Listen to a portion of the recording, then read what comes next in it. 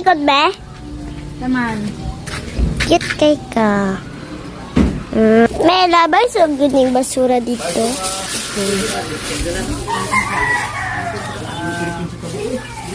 Kasi man mo gilabay ang basura, me. Dito sa dapting sa dalan. Kaya ka sa biskwit. Di na mo tubig ni, May muta kapahirisa. May tarungan ka po na pa sa pikas. A few moments later. Usa may Joanna?